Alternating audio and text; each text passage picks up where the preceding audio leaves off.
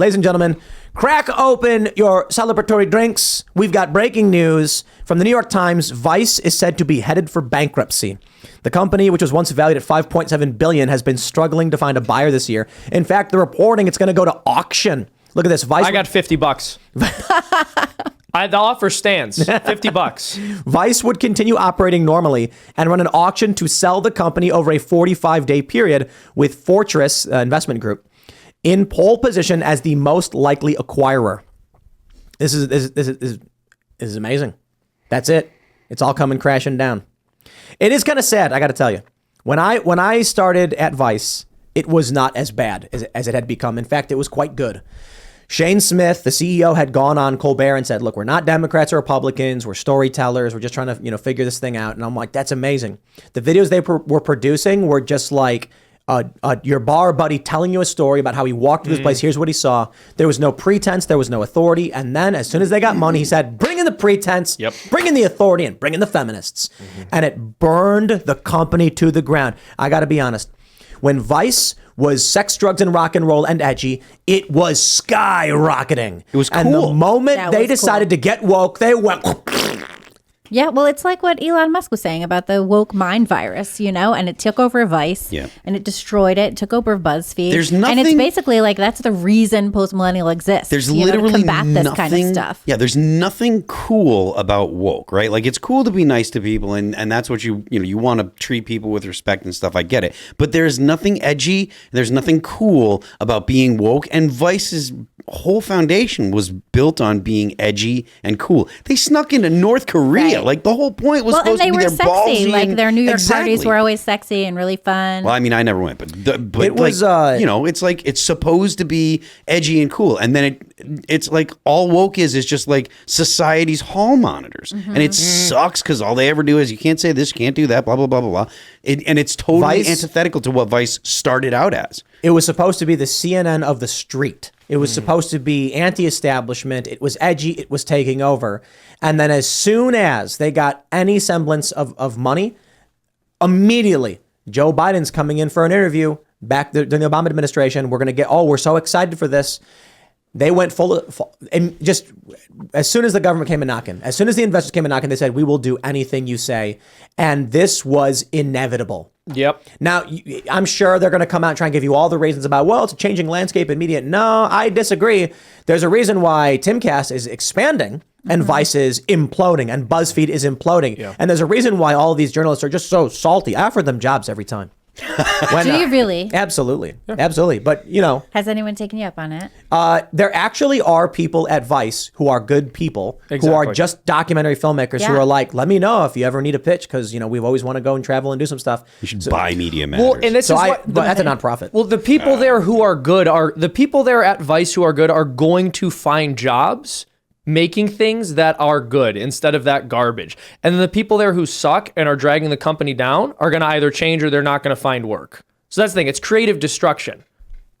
I can't believe it's fun. It really is sad to me. I looked at the old Vice building for sale, $34 million. Oh, wow. It's a compound in Williamsburg in New York. It's got a whole bunch of businesses in it. But man, I went and looked at it since Vice moved to a new building in the southern part of Williamsburg in New York. And the old building's just falling apart. It's like nothing. It's like graffiti all over it. Sad. I think a large portion of it was actually torn down. Yeah, and it is. I'm like, man, I'm looking at the picture and I'm like, I used to stand out in front of there, just talking smack with other employees, all these stories, talking news, talking politics, finance. And now it's all just falling apart. Yeah. And it's crazy because I'm just thinking back to 2012, 2013, when I'm like 2012, I'm talking to these guys, 2013, I'm getting hired over there. And they would not listen. But you know what? Part of me wonders if Shane Smith cares. I think he does because brand was always so important to him. It was always the most important thing to build up the brand. And I think he wanted Vice to become Disney, to become CNN, to be this legacy brand. And because of his inability to see what was happening around him and his embracing of this crackpot cult garbage, he burned his own name to the ground. And now what does he have to show for it? Well, look, he may still be worth a lot of money, But most of his wealth was tied up in Vice. So when people said that he was a billionaire, it was only because of Vice's value at $5.7 billion. He cashed out, I think, like 30 or $40 million, maybe. And now that Vice is worthless and entering bankruptcy and going to be sold, I don't know how much he'll even get out of this.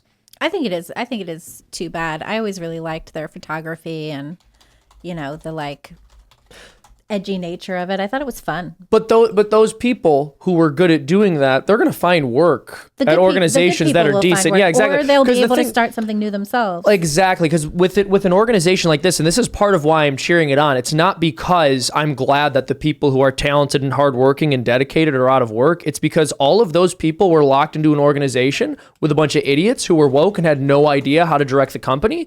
And now the workers who are genuinely good are free to pursue opportunities at companies that will guide them better and lead them better, or like you said, start their own businesses. And I think that's a beautiful thing. Yeah, I think it's always good to start your own enterprise. One thing, at Post Millennial, I came on in 2019 as a freelancer, and now I'm like, You're top dog. Part of running the company. Yeah. And like I'm part of running the company. Don't try to avoid accountability here, all right? I will make take fun of you on air. Responsibility, but I am only part of running the company. But I will take full responsibility. Anyway, but the fun thing about it, and like a big part of the reason I wouldn't want to go somewhere else, is like I've been working on it this whole time. Mm-hmm. I've been like making it with these people that, I really enjoy that work there. And it's like, we built this thing. Why would we, I would never want to do something else. Mm-hmm. Like my hands are stuck in the muck of this project. This may be one of the biggest get woke go brokes we have ever seen. Yeah. I pulled up a story from 2017. Vice Media's Shane Smith is now a billionaire. They said that due to a $450 million investment round, Shane Smith's holdings were now worth some $1 billion. They say that he had roughly 20% of Vice. After applying a 10% private company discount to its valuation and adding Smith's spread of some $33 million in real estate, his net worth totals an estimated $1 billion. If he had 20% of the company, and that's what put him at $1 billion, with Vice currently going bankrupt, his net worth is now in the low tens of millions. Ha! He's broke. He went. I look down on him. He has nothing. Tens of millions. No. Hold on. He's got more money than he could ever spend. I'm sure he even said, he says in this, he says, I don't give an ish about money. I've got more money. I'm worth more money than I can ever spend. That's absolutely true. So he's going to be able to retire very, very comfortably and probably be independently wealthy for the rest of his life. He never has to work again. Mm-hmm. But going from being a billionaire running one of the most valuable media companies to losing all of that in a matter of a few years, all because they wanted to get well. And you know what? They want to make any excuse they can. And I can prove outright, or I'll just say outright, it is BS. Vice had no reason to lose its standing. It was the wokeness. It is divisive. It splits your audience, and they hyperpolarized. They basically told everybody who ever liked Vice to F off. Yep. Let me tell you a story about when I was talking to one of my producer buddies that I've known from Vice for a long time. Vice ran an article, and it said, this horrible app can show you what women look like topless. And it said someone developed an AI app that if it takes a picture of a woman, you can press render and it will AI remove their top. And I said, do you know what Vice's headline would have been in 2013? This amazing app can show you any, because they were mocking, they were trying to be edgy and be like, screw you, can do whatever you want. And they decided to get woke and be hall monitor feminists. And they basically told their entire audience, you are bad people, F off. And I was told by this dude at Vice, well, but we have to change. We can't do that anymore. And I'm like, then you're going to fail.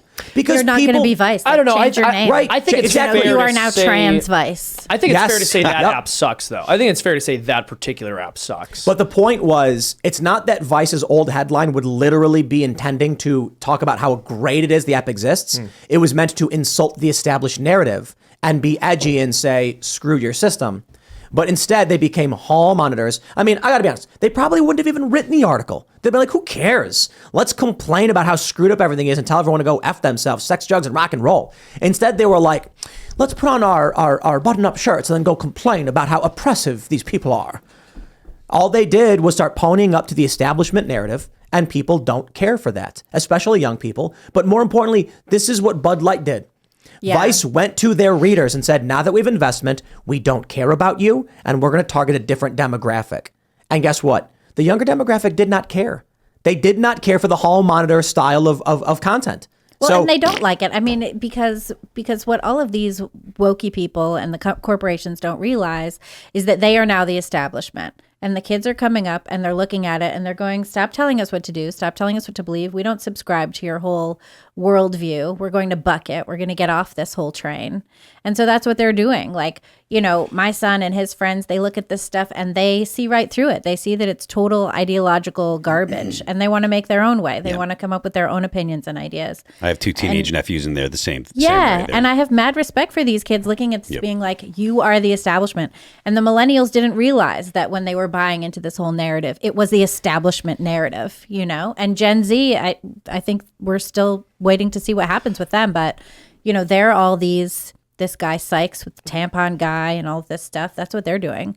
And they're getting all this money from the Biden administration now to be influencers and to start, you know, spilling this garbage narrative. Oh yeah, did you see those? But the kids those aren't two, in favor of it. Those two Twitter guys, the Gen Z.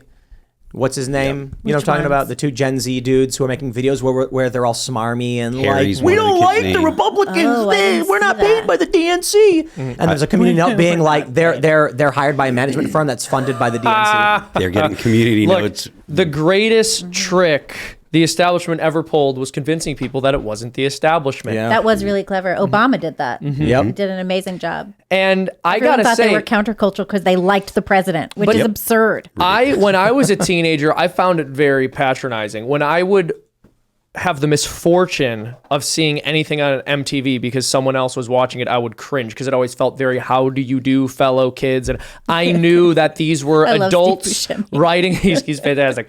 But it was obvious that these were adults writing young people saying the things that these weird, creepy adults thought young people should be saying, so that I would watch that and go, that's so cool. That's what I believe now. But it made me extremely angry as a youth. And unfortunately now they have this edge of being able to promote whichever voice they want through the algorithm on TikTok. Because sure, you're always going to find young people who are mixed up and will repeat these talking points. And because it's not as highly produced, because it's not clearly coming from Hollywood or Right, the it looks- establishment, it looks young organic. people, yes, it seems organic and it seems like something the majority of young people actually believe because it's continually recommended by the algorithm. And it's possible that among that generation that's true, but regardless, my point is the propaganda catches on more easily when it's your fellow young people saying it and it's promoted as opposed to a highly produced television show that I know is being written by people in their 40s. Yep. Right. It's very produced. It's extremely it's very much the algorithm pushing the ideas that I don't think that are actually popular with people. Like I don't. Bud think- Light's proof. Bud Light is You proof. know, I don't think that. I think that it's Dylan the average Mulvaney's person 5 rejects o'clock that. shadow and 0 hips, bust, or butt are evidence that Yeah. none of this stuff is But very I mean, popular. Also, with like, young people, the though, other- I mean, yeah. like, I think they reject it, and I think Yeah. that's what we The kind other of thing too, when the more we see, like I was writing about this recently, I've been giving a lot of thought. The current beauty standards are more unhealthy and unattainable than the previous ones. they're Like, a rejection of beauty. Are we standards. supposed to look like Elliot Page and Yep. cut our boobs off? Are we supposed to look like Lizzo and gain, I don't know, like a lot of weight? It's a rejection. She of goes out there but and it's a says, and rejection she's of obviously traditional very beauty, though. beautiful. Like she's a beautiful look. woman, but I heard Jared Leto in her face, she's a beautiful was trying to gain weight for a role, so he would take a pint of Ben and Jerry's every night, microwave it, and then pour olive oil and soy sauce and stir it up and then chug it. Crazy that he was And he- born Why not that just way. eat gained- the ice cream? He gained weight so fast that he couldn't stand, and he had to use a wheelchair. Yeah. Oh my gosh. That's crazy. This That's poor why, guy. because the born that salt way. helps absorb the water, I guess. And I remember very distinctly, I used to eat a pint of ice cream every day when I was in college. I was stoned. But I realized at a certain point, I was like, wait, I'm gaining weight. I really need, and I switched to a half pint and I stopped gaining weight. dude, one thing I that think was college. That's college. I'm It's finding like a that. lot of people that I've known and a lot of personalities that I used to, watch when I was growing up, pro skateboarders, musicians, are becoming more conservative. And they had I think there's a rejection of what the left is doing to the point where you've got edgy urban liberal types who are just like, y'all have lost your minds. And now they're like, people need to have families and get jobs. And they used to be the sex, drugs, and rock and roll people. And they're just like, none of this is okay. It's gone too far. The degeneracy is literally destroying companies. I'm not going to name anyone specifically, but there are some famous skateboarders and musicians who are very much from the world of sex, drugs, and rock and roll, who are now like, have a family, buy property, work hard, save for the future. And I think it's because they're looking into the mirror that is the left and being like, nah, this is not. That's a good how thing. I ended up over here too. I know guys like that. You know, I'm perfectly happy to be a bit libertine, but I don't think that should be the social ethos. Yeah. Well- like this is one band, All That Remains. Yeah.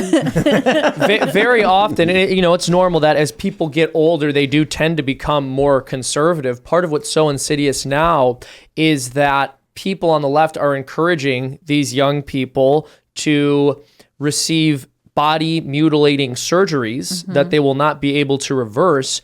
And part of what ends up happening as a result of that is a person is so bought into it You that can't they get can out. never admit it was wrong. Right. How I do mean, you how do you admit Among that you other were many wrong? horrible, yeah. If Well, you let's- mutilate your body, how do you come back from that? Thanks for watching this clip from the Timcast IRL podcast. Hang out with us live Monday through Friday at 8 p.m.